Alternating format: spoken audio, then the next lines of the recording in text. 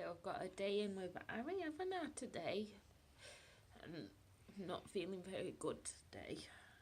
Mum is a bit poorly, isn't she? My anxiety and trauma, like flashbacks. God. So Harry's come to work with me today and we're ending up working outside as we're doing some filming. Yay! Just been talking to Five Live and I'm on this evening again talking about weddings and family dynamics. So that should be interesting debate. I really can't cope at the moment.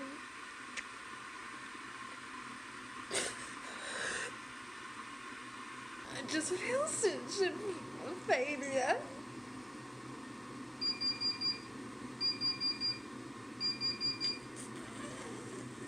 I'm just failing at parenting, at career, everything, and my mental health is really bad and I can't get over it. We're on our way to Ecclesall Road, so it should be a good sunny day. So we've met our Uncle Oscar, well my brother, and we just had a lovely jubbly meal at Ask Italian, and now we're off golfing. Who's going to win? Me. So I really does it not winning or not? Whatevs. So I'm on the bus and I'm off to see Officer and a Gentleman at Leeds Grand Theatre. It's based on a hit musical film which I've never seen. I'm feeling a bit ropey at the moment, so I've been forced out to the theatre, but I am sure it'll be a great distraction.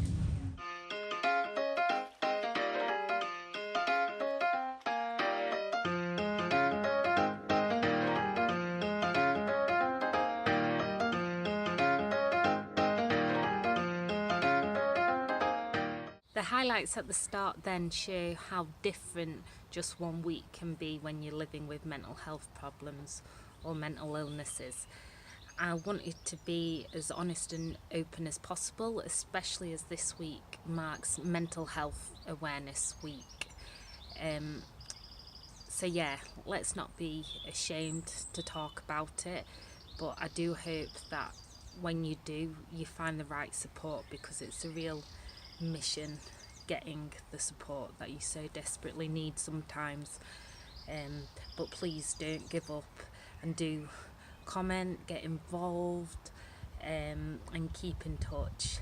So here's the rest of my weekly highlights. So it's day 2 of crisis. I got up normally today. I even went to boxercise. All these things. It's like when you try hard with your mental health not to be lazy with it. It's almost like people don't care because you're fighting it, so therefore you must be okay. And finally at 11 a.m. the crisis team called again after last night, and that some rude woman, I think, to be fair on her, she's probably at the end of her shift and can't be asked, and just like, so are you going to kill yourself? No. Yeah. What? And then she's like, if you don't tell me, I can't help you. And I was like, well, it's a bit hard over the phone. Talk to my mental health nurse, or community psychiatric nurse, care coordinator.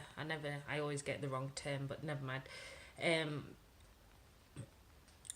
So I didn't, because I don't even like talking on the phone. I talk to you more on this vlogging than I do anyone, and I don't like talking to strangers on the phone.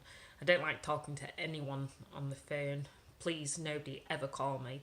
If you need me, email me or text me. It might take me a while to get back, but at least I'll definitely see your message. But hey ho, and so yeah, basically they called again today. I've gone from maybe having to be admitted, but these crisis team, home care, whatever, are the gatekeepers, and so I've gone from that to then a nicer woman today who was at least did the warm-up questions before she went delving in. And at least you were nice about it, but they're not even going to come out to see me. I know I don't want them wasting their money on me, but it's cried a lot. Luckily, I've actually got very good waterproof eye makeup on.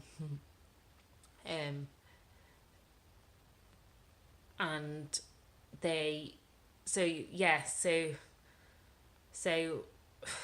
we had this vague conversation over the phone, because again, it's the phone. I hate the phone. I've said so many times I hate the phone, and I just don't know. So basically, I'm not worth a visit, and I'll just be put back on some list to see a psychiatrist next week to look at my medication. And they were like, well, why haven't you gone to psychotherapy, or why haven't you gone to that? But it's like, well, try and get childcare and then support after those kind of appointments that bring up loads of stuff. I ain't got the space. I've got to have the kids, and I ain't got the necessary means to do that. It's just, so yeah, I'm on some list and back to my mental health team, and it was my mental health team yesterday who called the crisis team. So then the crisis team called to put me back to the mental health team.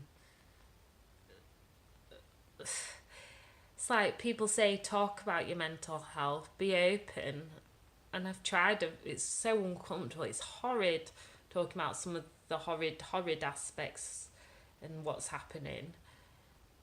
But what good have I done?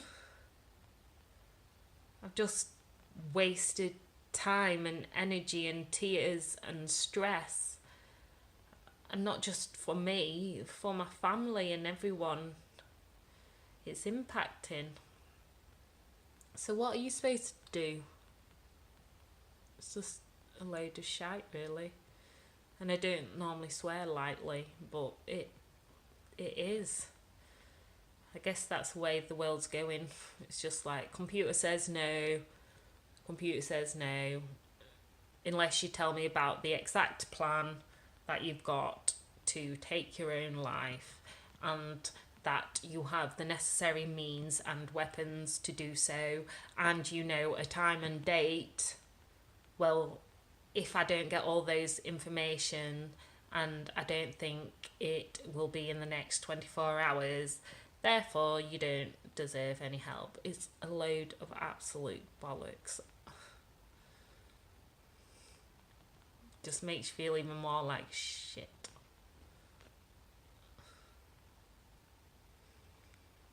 Right, I better go sort my life out, hey. So I've arrived in my room, and it's lovely actually. I've been staying in hotels a lot lately, and they're quite dated, but this one's very nice.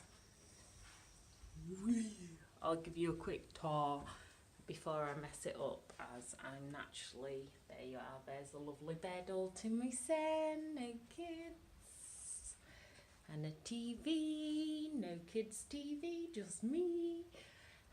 So yeah, so I'm very pleased. I'm going to have 2 hours doing my work before I then try and be sociable. Finally managed to get this play suit off. They're a nightmare when you need the bog. So I've just been to Lou for the first time in a long time because I've got this stupid thing on. So I think I'm going to get changed for later.